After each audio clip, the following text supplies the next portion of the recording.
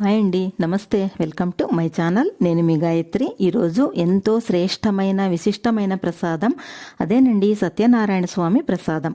మనం ఏ పని చేసినా అంటే పెళ్ళి లేదా గృహప్రవేశం లేదా శ్రావణ మాసంలో విశేషంగా ఈ సత్యవ్రతం చేస్తూ ఉంటారు.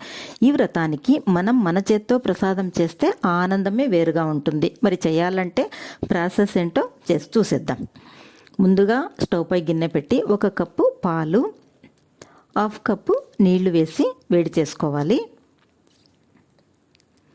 ఈలోపు పక్కన స్టవ్ పై బాణలి పెట్టి 1 టేబుల్ స్పూన్ నెయ్యి వేసి జీడిపప్పు కొద్దిగా వేగాక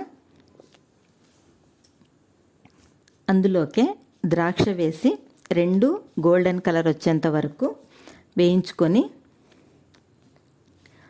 పక్కన పెట్టుకోవాలి. అదే బాణలిలో 1 టేబుల్ స్పూన్ నెయ్యి వేసి 1/2 కప్పు బొంబాయి రవ పచ్చివాసన పోయేంత వరకు వేయించుకోవాలి. రవ బాగా వేగాక మంచి వాసన వస్తుంది. అప్పుడు అందులోకి మనం ఇందాక వేడి చేసి పెట్టుకున్న పాలు వేసి బాగా కలపాలి. బొంబాయి రవలో వేడి పాలు వేస్తే ప్రసాదం సాఫ్ట్గా ఉంటుందన్నమాట. అదే పాలలోకి రవ వేస్తే అక్కడక్కడ ఉంటల మాదిరిగా వస్తుంది. రవ కొద్దిగా గట్టిపడ్డాక అందులోకి 1/2 కప్పు చక్కెర వేసి బాగా కలపాలి.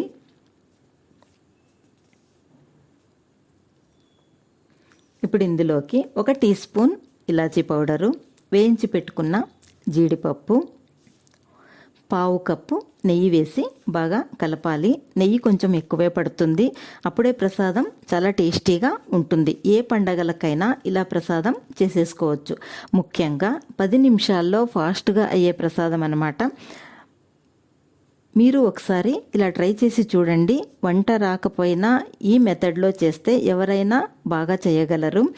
మరొక సింపుల్ అండ్ టేస్టీ వంటతో మళ్ళీ కలుద్దాం. Thanks for watching.